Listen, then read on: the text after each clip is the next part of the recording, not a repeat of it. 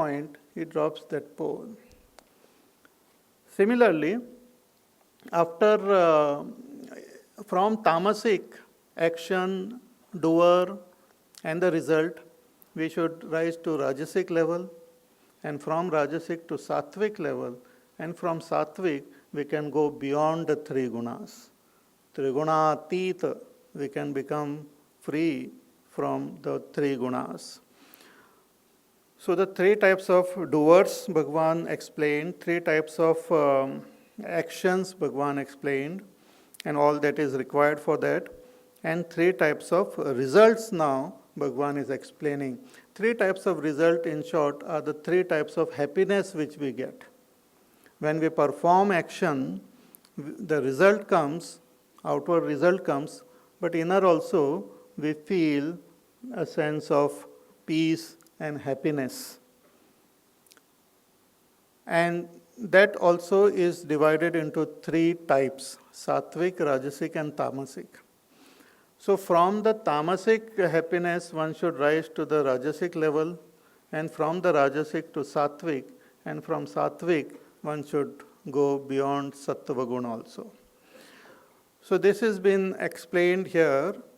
We will go through it, and slowly, as we study the shlokas, it will become more and more clear. All this whole Bhagavad Gita is like a jigsaw puzzle. See, when you must have played with these jigsaw puzzles and all, when you look at those individual pieces, they appear very strange. You can see only one eye, or sometimes a part of a hand. But when they are all connected together, we can see the beautiful image. Similarly, the whole of Bhagavad Gita has to be properly studied, and each of the shlokas are like the pieces. When they are connected well, we can see the wonderful picture. So, let us go ahead and try to understand what are the three types of happiness which one experiences. If we understand it well, we will be able to transcend them also. Let us try to understand. Verse number 36, chapter 18, will chant. Sukham tvidanim trividham Shrunu me bharatarshava Abhyasad ramate yatra Dukkhantam cha nigacchati Sukham tvidanim trividham Shrunu me bharatarshava.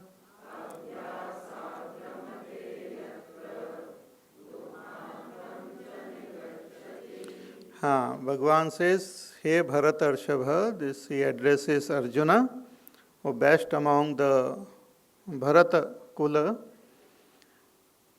He says that there are three types of sukha, three types of happiness. Everything is very beautifully, scientifically classified. When things are classified, it becomes easier to comprehend. Just as in the field of science also, so many elements are there. When they were properly classified, then we can understand the periodic table and all. We can understand their properties well. Similarly, the happiness which we experience, sukha, kha means space of our minds. Su means good. When that space of our mind becomes good, that is the literal translation of this word, sukha. It is experience in our mind only. It is experience, the experience of the sukha or the type of sukha depends on the quality of the mind, not quality of your mobile.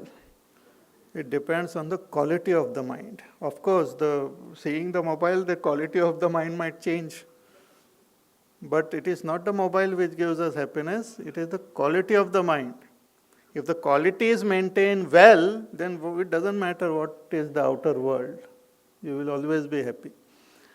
But if the qualities goes down, even if the world around seems to be very good, one feels miserable. The misery and the joy depends on the mind, the nature of the mind. And this is the state of this mind or nature of the mind is classified broadly into three: tamasic, rajasic, sattvic. So first Bhagavan talks about sattvic. So sukha, when the mind is in the best condition, when there are no agitations in the mind, when the mind is absolutely pure, when the mind is in a state of total harmony, that is as though the space of the mind is very clear. In the sky also sometimes we find it's very clear sky. At times you find a lot of clouds and dark clouds and so many things happening. In cities and all you see fogs and smog and all sorts of pollution also one experiences in the sky. Similarly, the space of our mind, if it is polluted, very badly polluted, that is called tamasic, that is called dukkha. Du means bad. Dukkha. Dushit. But when the mind is pure or the space is good, clean, then it's called sukha. So this sukha, Bhagavan says, are of three types. Sukham tu idanim trividam shrunume bharatarshabha. Tamasic, rajasic and sattvic. We will see the tamasic and all that. This tamasic sukha is a very of a low type. Rajasic sukha makes a person very restless and move around in this world. Sattvic sukha makes the mind more and more calm. And when a person reaches the sattvic sukha, that leads that person into a state of meditation or samadhi. In the second chapter of Gita, we had seen that prasanna chetaso yashu buddhi paryavatishthati, that when there is a prasannata, that inner joy, when one feels great sense of joy and peace, that state, that condition leads a person into a state of meditation.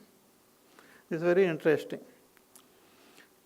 Many times we keep on struggling to attain that state of meditation, but if the mind is restless, rajasic, meditation is not possible. If it is tamasic, meditation is not possible. Sleep is possible. Meditation is not possible.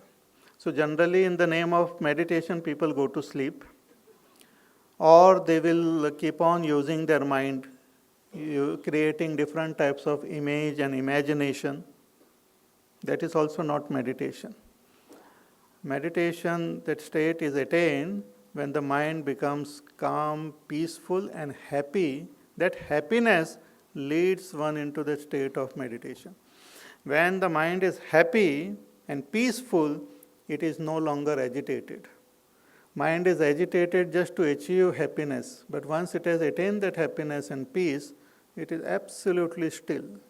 The mind doesn't go into the past, nor does the mind goes into the future, nor is it excited about the present. So in that state of complete calmness and peacefulness of the mind, one reaches what we call the state of meditation or turiya avastha. And in that turiya avastha, one experiences oneself as we are. So therefore this is very important to understand what is this sukha, sattvic sukha. Bhagavan says, abhyasad ramate yatra dukkhantancha nigacchati. This sattvic sukha, it comes when the mind becomes pure and also becomes absolutely calm.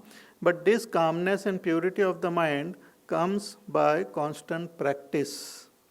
Constant practice of knowledge, of vairagya makes the mind more and more calm and peaceful.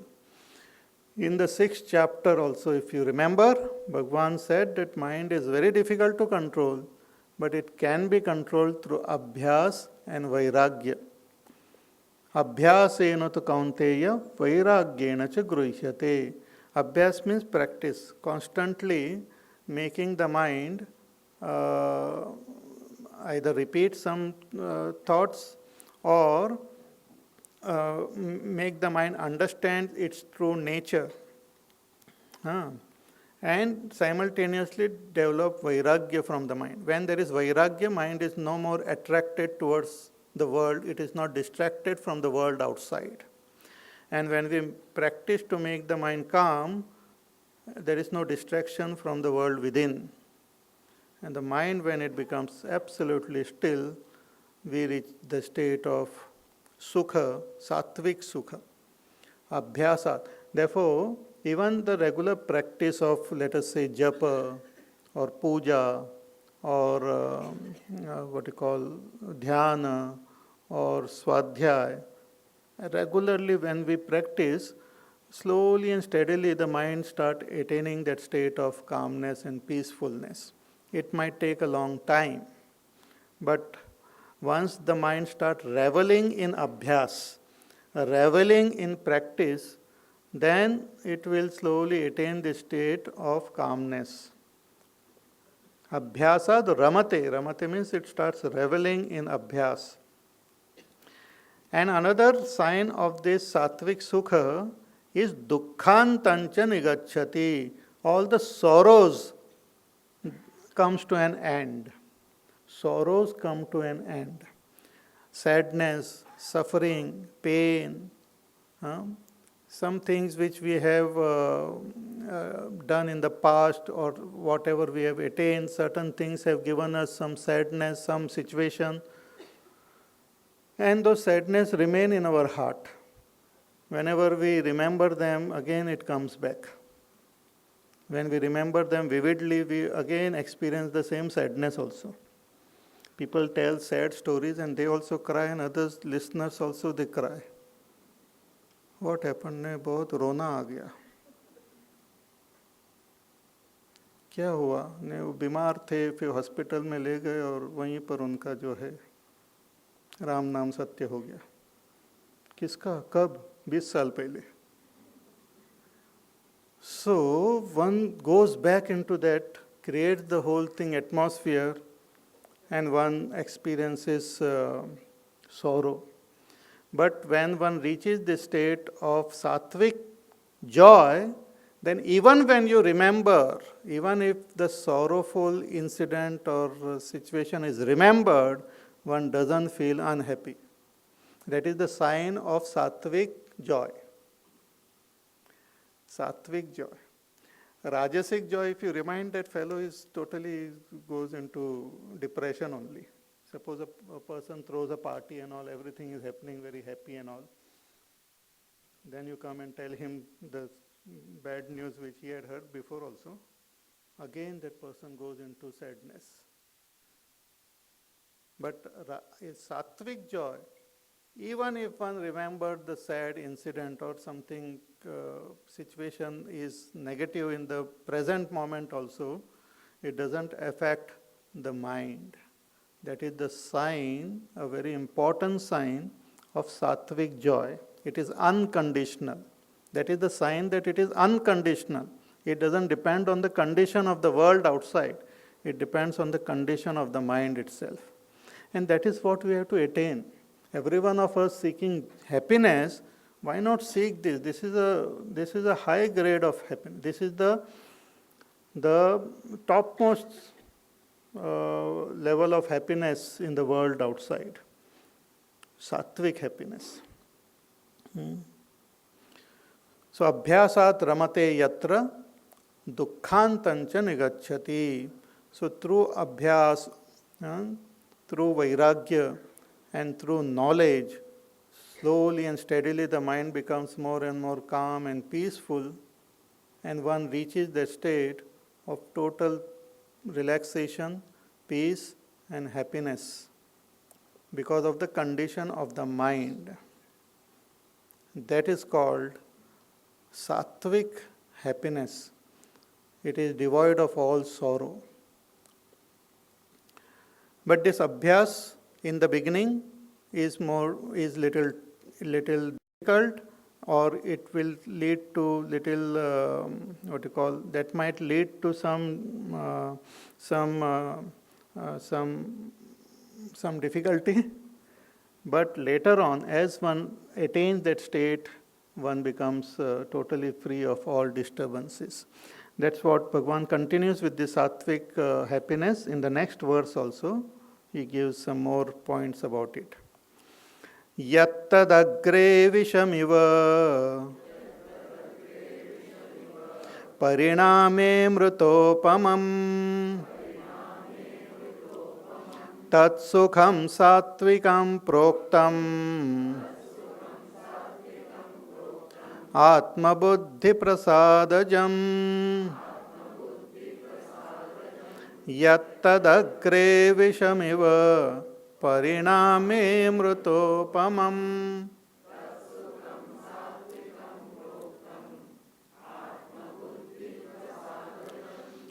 This sattvic sukha in the beginning means when we have not reached it, but we are moving towards it.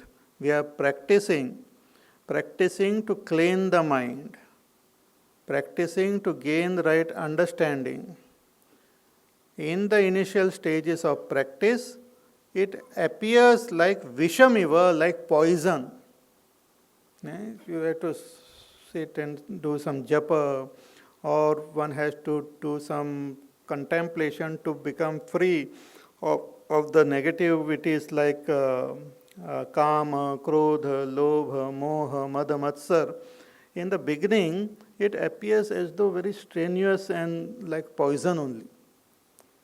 The path of spirituality in the beginning appears to be very difficult and full of trouble and full of it like poison. But Bhagavan says, as you become more and more pure, as the mind becomes more and more pure, as you become more and more wise, as the mind becomes more and more still, one starts experiencing supreme joy, supreme peace, peace that passeth all understanding.